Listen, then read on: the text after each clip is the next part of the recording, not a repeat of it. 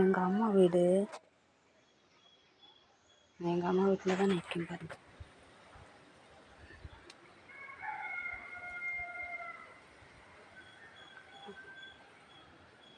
எங்கள் அம்மா வீட்டில் நின்று எடுத்துகிட்ருக்கேன். வேறக்கெல்லாம் இல்லை, காடு பிடிச்சி கிடக்கப்போ ஓகே பயமாக இருக்கு. ஒன்றும் இல்லை. எங்கள் அப்பா எங்கே போனாருன்னு தெரியல.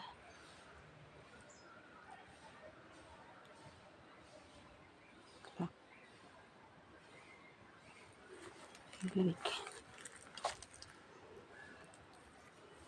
எங்கள் வீட்டில் தான் நிற்கேன். எங்கள் அம்மா வீட்டில் தான் நிற்கேன். நான் என்ன சாட்சியானா யாருக்காக சாட்சி சொல்லணும்னு சொல்லி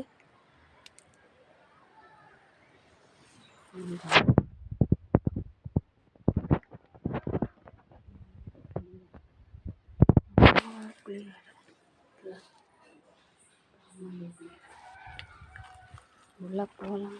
கதவு பார்க்க கதவு பூட்டி விட்டு முள்ளில் கடிச்சது. முள்ளில் இருந்தாலும் தெரியும். வாண்டான் இருக்கும் அம்மைக்கு தெரியுதா?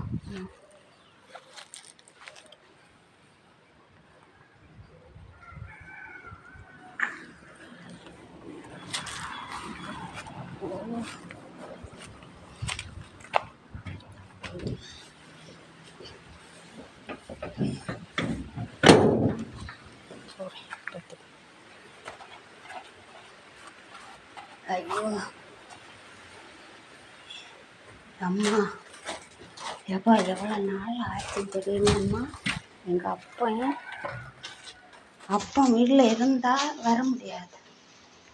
ஏன்னா பேகை கீழே வைப்போம். போட்டதும்மா. எங்கள் அம்மா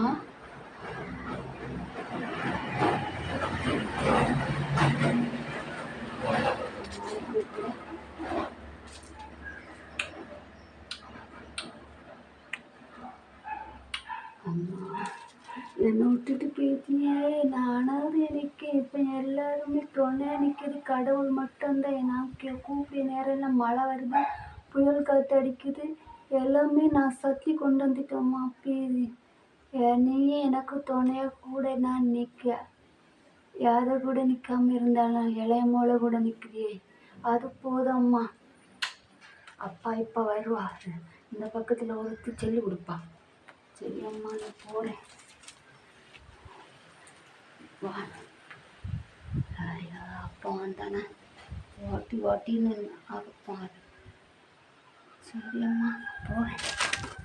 சரி எத்தனை நாளாக ஆச்சம் ஒருத்தர் இந்த பக்கமே வரையில. ஆமாம் ஒட்டி கொண்டு கிடக்குது. இல்லை யாரும் இல்லையோ.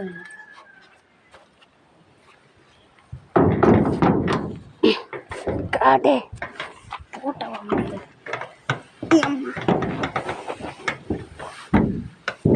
கஷ்டம்.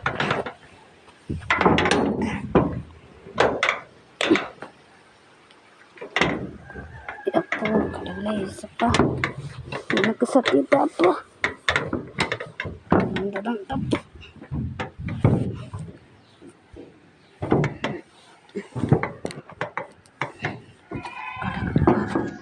கொஞ்ச நேரம் வேலை இருந்து எடுப்போம். உடனே கதவு. நான் வீட்டில் தான் நிற்கேன், பார்த்துடுங்க. எனக்கு உள்ள சக்தி உண்மையே என்கிட்ட தான் இருக்குது. எங்கள் எல்லாரும் தந்த சக்தி என்கிட்ட தான் இருக்குது. என்னட்டு ஒன்றும் பிடுங்க முடியாது. சரி எங்க சத்தியம். நான் எங்கள் அம்மா வீட்டில் தான் நிற்கேன்.